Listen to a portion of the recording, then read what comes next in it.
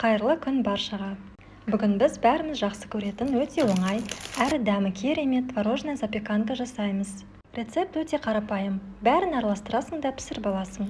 Қолдау ретінде міндетті түрде каналыма тіркеліп өтіңіз. Рецепт пайдалы болса, лайк, пікір қалдыра өтіңіздер. Бұл рецепт өте дәмді және тойымды. Алдымен бізге 5-9% творог қажет болады. Қолдың творогын қолдануға да болады.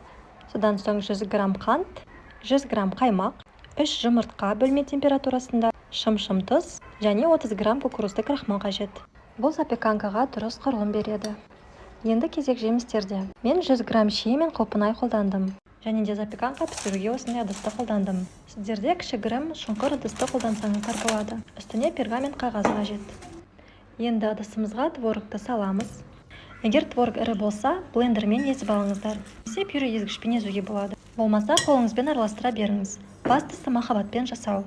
Содан соң қантымызды қосамыз, шым-шым тұз және де қаймақты қосамыз. 3 жұмыртқаны бірінен соң бірін жарып қосатын боламыз. Кукурузный крахмалдың 1 шай қасығын алып қалыңыздар, ал қалғанын ыдысқа қосыңыздар.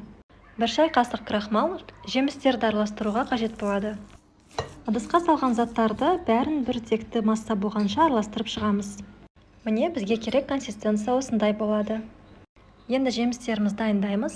Шиені пышақпен екіге бөліп, ортасындағы дәнегін алып тастаймыз. Балғын жемістер болмаса, қатырылған жемістерде қолдана берсеңіздер болады. Қалауыңызша таңқурай, құлпынай немесе шиені қолданыңыздар. Құлпынайды да осындай кішкене бөліктерге турап аламыз. Туралған жемістерді ыдысқа салып, оған алып қалған 1 шай қасық кукурузды крахмалымызды қосамыз. Онда жемістердің шырындары ағып кетпейді.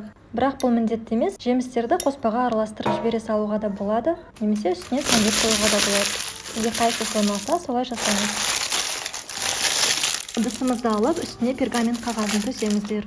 Дайын болған қоспамызды бір келкі етіп жайып шығыңыздар. Енді силикон лопатканың көмегімен бетін тегістеп шығыңыздар.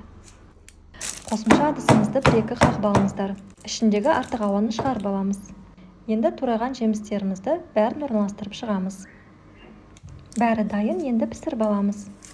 Духовкамызды 180 градусқа қоямыз және жоғары төмен бөлігін таңдаймыз.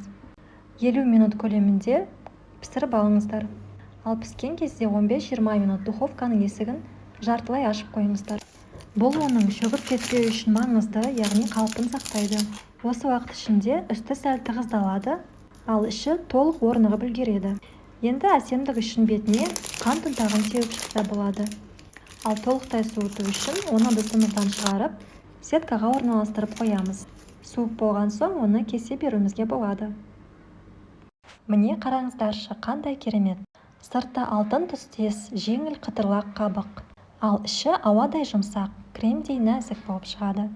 Ал иісі бүкіл үйді баурап алады. Міне бөлінген кездегі жұмсақ құрылым, өте нәзік. Бір тістегенде дәмі тәтті, сәл қышқыл жеміс дәмі бар, және артынан творогтың жылы жұмсақ текстурасы. Сіздер де жасап көріңіздер. Рецепт ұнаса, лайк, пікір қалдырыңыздар, каналыма тіркеліп өтіңіздер.